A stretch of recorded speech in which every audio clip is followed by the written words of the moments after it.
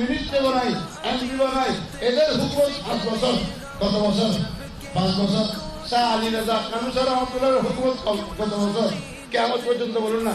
আলী রাজা কানুসার হুকুমত কিয়ামত পর্যন্ত। যত গনি আসবে, কিয়ামত কাছে আসবে, এদের বক্ত মুরিদ অনুরক্ত বেড়ে যাবে।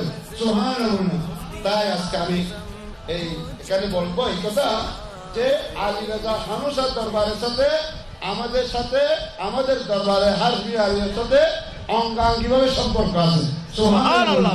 এই দরবারে আমি নতুন ভাবে আসতেছি না, বরং এখানে আলা হযরত ইমাম আহলে সুন্নাত ওয়ালিদে মুহতারাম ইমাম হাশিমি রহমাতুল্লাহ বারবার এসেছেন। সুবহানাল্লাহ। শুধু এসেছেন নয়, বরং উনি তাযকিরাতুল কালামের মধ্যে এই আলী রাজা কানুসার জীবনী লিখেছেন। সুবহানাল্লাহ। ইনি ইমাম আহলে সুন্নাত, ইনি আল্লাহর ওলিদের জীবনী লিখে গিয়েছেন। ইমাম আহলে সুন্নাত মুজাদ্দিদ দ্বীন মিল্লাত গাজী দ্বীন মিল্লাত আল্লামা আজিজুল হক শেখ মাওলানা রাহমাতুল্লাহ আলাইহি ওলিদের জীবনী লিখে গিয়েছেন। কি জন্য লিখেছেন? আমরা যেন পথভ্রষ্ট না হই, ঠিক কিনা? আমরা যেন পথভ্রষ্ট না হই, আমরা যেন যাকে তাকে ওলি না বলি, ঠিক কিনা? এখন তো আমরা যাকে তাকে ওলি বলি, ঠিক কিনা? নামাজ নাই, কালাম নাই, রোজা নাই, কিছু নাই, আমরা তাকে ওলি বলি, ঠিক কিনা? আমরা বিভ্রান্ত, পথভ্রষ্ট, পথগলিত না হওয়ার জন্য আলা হযরত ইমাম আহলে সুন্নাত ওলিদের জীবনী লিখেছেন।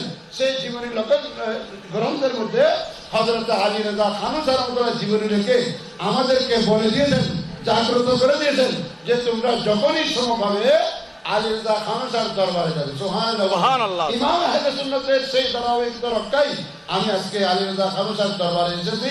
আল্লাহ রাব্বুল আলামিন আমাদের হাজিরি উপস্থিতিকে কবুল করুক। আমিন। ওয়া আখিরু দাওয়ানা আলহামদুলিল্লাহ।